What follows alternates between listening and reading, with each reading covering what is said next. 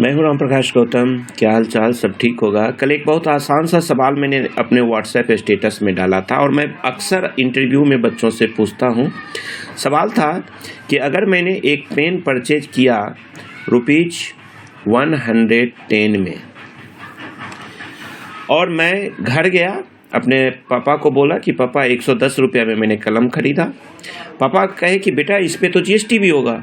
मैं कह रही यार बात तो सही है। तो जीएसटी इस पे दुकानदार से मैं पूछा जा करके, दुकानदार ने कहा कि सर इस पे 18% जीएसटी भी है और मैंने जो आपसे 110 रुपया लिया उसमें हमने 18% जीएसटी ऑलरेडी ले लिया। टोटल 110 रुपया विद जीएसटी मैंने आपका लिया। मैं कहा अच्छा ठीक है। मैं घर आ गया। घर आया, फादर फिर पूछते हैं कि बेटा एक बात पता चला 18% जीएसटी इसमें इंक्लूड है, तो फिर ये पेन की कीमत क्या है एक्चुअल में, पेन की प्राइस और टैक्स की अमाउंट क्या है इसमें, ये मुझे बता।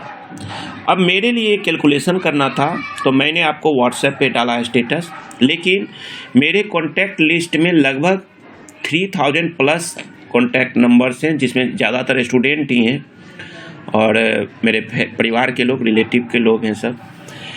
और उसमें से 2 आंसर सही आया, जिसमें से आंसर लगभग 70 के आसपास आया है, जिसमें से 2 आंसर सही आया। 68 आंसर्स गलत आया। लेकिन उन 68 पर्सन्स को मैं दिल से थैंक यू कहूँगा जिन्होंने कोशिश किया। सबसे पहली बात मैं आपको कहूँगा, शर्म मत करिए। अगर नहीं कोई चीज़ आता है तो उसको सीखना है और अपने बच्चों को भी सिखाइए। और ये मैं अकाउंटेंट के इंटरव्यू में पूछता हूँ और बच्चे 99% गलत आंसर देते हैं। तो कभी भी ये मत शर्म करिए कि मुझे नहीं आता है तो गलत आंसर दूंगा तो राम प्रकाश जी क्या समझेंगे। राम प्रकाश जी शुक्रिया कहते हैं ऐसे लोगों को जो शर्म नहीं करते हैं, अपनी ज़िंदगी जीते हैं। ठीक है, तो आइए एक बार देखते हैं। 2 लोगों का आंसर सही आया है, जिनका फोटो के साथ मैं वीडियो में दिखाऊंगा आपको। अब एक बात मुझे बताइए, परसेंटेज का मतलब क्या होता है? परसेंटेज का मतलब होता है 100। ठीक, तो जब भी हम कोई सॉल्यूशन करते हैं तो उसमें हम या तो x को मान के चलते हैं या 100 को मानते हैं। ठीक, तो ये परसेंटेज से रिलेटेड क्वेश्चन है तो हम 100 मान के चलते हैं।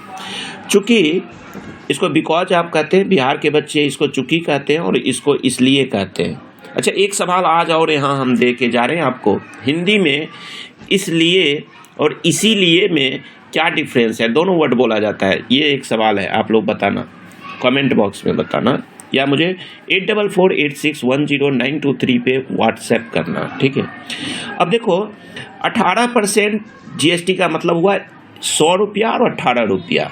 100 और 18, यानी कि अगर कोई कलम का कीमत 100 रुपया है तो 18% जीएसटी के साथ अगर मैं उसको पेमेंट करूंगा तो 118 रुपया पेमेंट करूंगा। ठीक, यानी कि चूँकि 118 रुपया अगर मैं पे करता हूं तो पेन की जो प्राइस है वो होगी 100 रुपया। ठीक है, क्लियर? इसलिए अगर 1 रुपया मैं शॉपकीपर को देता हूं विद जीएसटी तो पेन की कीमत हो जाएगी 100/118, यानी 100 डिवाइडेड 180। देयरफॉर मैंने कितना यहाँ पे किया? 110 रुपीज़ किया, 110 रुपीज़। तो पेन की प्राइस हो जाएगी 100/118 इंटू 110। जब आप इसका कैलकुलेशन करोगे, डिवाइड और मल्टीप्लाई, तो आपको आएगा 93.22, यानी कि 93.22 पेन की प्राइस हो गई। क्लियर यहाँ तक? अब पेन की प्राइस आपको आ गया। पेन की प्राइस आने के बाद आपने पे किया था 110 रुपया, तो इसमें 93.22 माइनस कर दीजिए तो यहाँ पे आ जाएगा आपको 16.779 करके आता है। तो आप इसको 16.78 लिख सकते हैं। 2 डिजिट तक लेना है और अगला डिजिट अगर 5 से ज़्यादा हो तो 1 इसमें जुड़ जाता है। ये आप लोग पढ़े ही होंगे। तो यहाँ पे 16.78 ये हो गया टैक्स वैल्यू और ये हो गया पेन की वैल्यू। क्लियर? अब अब मैं कह देता हूँ कि बेटा जो आंसर दिया ये गलत है, मैंने कहा फिर ये गलत है, इसको प्रूफ करके बताओ। तो प्रूफ करने का बहुत इजी तरीका है। क्या है तरीका? आप क्या करते हैं, जब भी कोई बिल बनता है तो अगर पेन की प्राइस 93.22 है तो जीएसटी यहाँ जोड़ना है, तो जीएसटी आप 18% जब जोड़ोगे तो 93.22 का 18% निकालोगे, तो 18% 93.22 का 18% आप कैलकुलेटर करना आएगा 16.78, और फिर पेन की प्राइस और टैक्स का अमाउंट दोनों जब आप जोड़ोगे तो वो बिल की अमाउंट हो जाता है, और ये आप बिल वैल्यू 110 रुपया कस्टमर से लेते होंगे।